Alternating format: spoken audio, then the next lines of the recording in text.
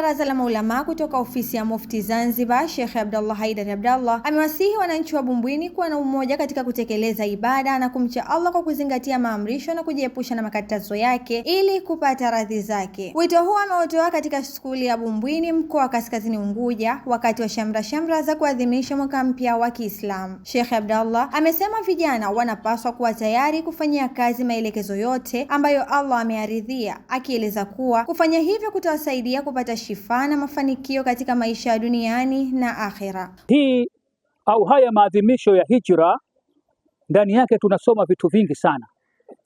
Tukisimuliwa hii hijra ilipotokea mpaka kufikiria wale Waislamu kutoka Maka kwenda Madina, basi kuna vitu vingi sana tunajifunza. Takbir. Na sehemu kubwa ya mchakato ule wa hijra utakuta waliohusishwa hasa ni vijana na watoto.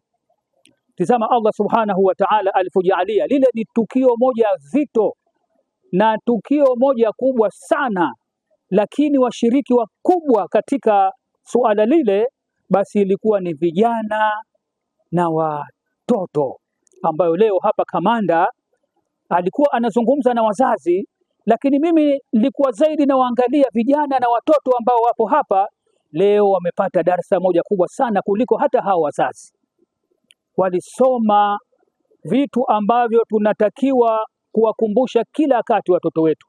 Jamii yetu sasa hivi inakoelekea siko haimuogopi Allah, haiogopi wakubwa wala haiogopi dola. Kwa upande wake, mkuu wa dawati la jinsia Machano Khamis amesema dawati hilo lipo tayari kwa ajili ya kulinda na kutetea haki za jinsia zote, huku akiitaka jamii kutoa taarifa kwa mamlaka husika mara moja pindi vitendo vya udhalilishaji vitapotokea, ili hatua za kisheria ziweze kuchukuliwa kwa wakati. Hiyo tuwaombe kina mama, kina baba, kama alivyosema hapa mwezeshaji wa mwanzo, alisema kina mama tunaogopa. Tunaomba msiogope, tupo sisi wasaidizi wa viongozi wetu kwa ajili ya kushughulikia na kusimamia hizi changamoto, na kama nilivyosema haya madawati yamejengwa kwa ajili ya kutusaidia sisi.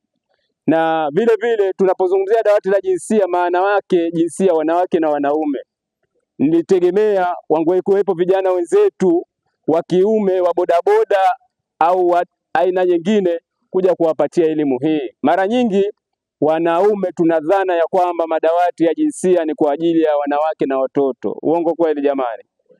Kwa hiyo kupitia elimu hii niwaambie, au mwe mabalozi, si wanaume tuwe mabalozi kwa wanaume wenzetu. Madawati ya jinsia ni kwa ajili ya wanawake, wanaume na watoto. Nao waandaaji wa kongamano hilo wamesema lengo la kuadhimisha shughuli hiyo ni kuunga mkono juhudi za serikali na kuzitaka jamii na waumini wa dini ya Kiislamu kuwa na mwamko wa kujitokeza katika kusherehekea mwaka mpya wa Kiislamu, kwani wamekuwa wakipuuza maamrisho na mafundisho ya dini. Kumbusha waumini wa Kiislamu kama Rais wa Zanzibar ndugu yetu Hussein Ali Hassan Mwinyi amefanya uthubutu wa kuruhusu kuwepo kwa mapumziko katika siku ile inapoingia mfungo 4 katika mwaka wa Kiislamu. Lakini sisi kama ni viongozi wa dini, ambapo mimi mwenyewe ni amiri wa Baraza Kuu la Waislamu upande wa Zanzibar katika Jamhuri ya Muungano wa Tanzania, tunakuwa mara nyingi tunapenya katika kumbi mbali zale za misikiti na madrasa kuambia maimamu na walimu wa madrasa kuondokana na unyonge na umaskini inawezekana,